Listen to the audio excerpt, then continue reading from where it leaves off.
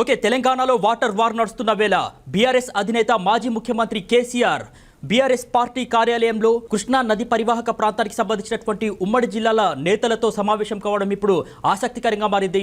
ఇటీవల CM Revanth Reddy press meet నిర్వహించి నదీ జలాల విషయంలో అనేకమైనటువంటి ఆరోపణలు చేశారు. ముఖ్యంగా ఏదైతే కేఆర్ఎంబీకి సంబంధించి కృష్ణా నదికి సంబంధించినటువంటి ప్రాజెక్టులను కేఆర్ఎంబీకి అప్పగించింది అప్పటి ప్రభుత్వం, బీఆర్ఎస్ ప్రభుత్వమే.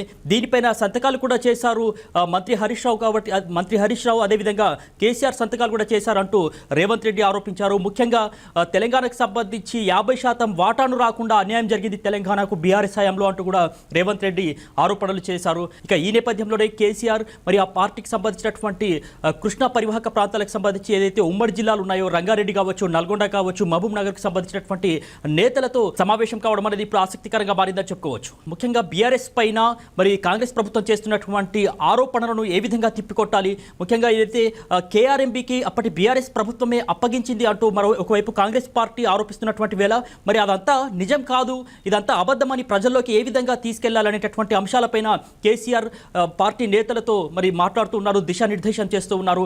ముఖ్యంగా అసెంబ్లీ కూడా మరి ప్రారంభం కాబోతుంది 2 రోజుల్లో. అసెంబ్లీకి సంబంధించి కూడా ఎటువంటి వ్యూహంతో ముందుకెళ్ళాలి, మరి దేనిపైన చర్చ పెట్టాలి, దీనికి సంబంధించి అనేది కూడా ఏ విధంగా చర్చ జరగాలి అనేటటువంటి విషయాన్ని కూడా దిశానిర్దేశం చేస్తూ ఉన్నారు. ముఖ్యమంత్రి రేవంత్ రెడ్డి అయితే ఆరోపించడం జరిగింది, ఏదైతే కృష్ణా బేసిన్కు సంబంధించినటువంటి వాటాకు సంబంధించి ఆంధ్రప్రదేశ్కు మరి జగన్మోహన్ రెడ్డికి సంబంధించి అప్పుడు 511 టీఎంసీలను కేటాయిస్తే తెలంగాణకు మాత్రం కేవలం 299 టీఎంసీలను మాత్రమే కేటాయించారని కూడా ఆరోపణలు చేయడం జరిగింది.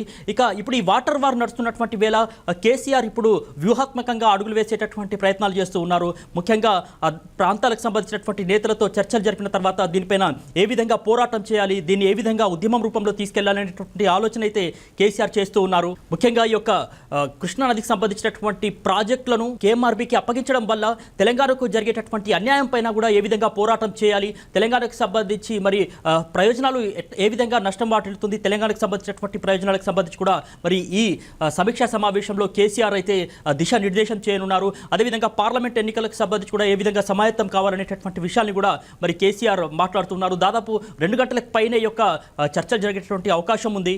అయితే రేవంత్ రెడ్డి మాత్రం ఒక సవాల్ అయితే విసిరారు, దీనిపైన ఒక సుదీర్ఘమైనటువంటి చర్చ జరగాలి, ముఖ్యంగా అసెంబ్లీలో 2 రోజుల పాటు దీనికి సమయాన్ని కేటాయిద్దాం, శ్వేతపత్రాన్ని కూడా విడుదల చేస్తాం, మరి కేసీఆర్ సవాల్ని స్వీకరించి తప్పకుండా ఈ యొక్క అసెంబ్లీకి రావాలి అంటూ కూడా రేవంత్ రెడ్డి సవాల్ విసిరారు కేసీఆర్కు.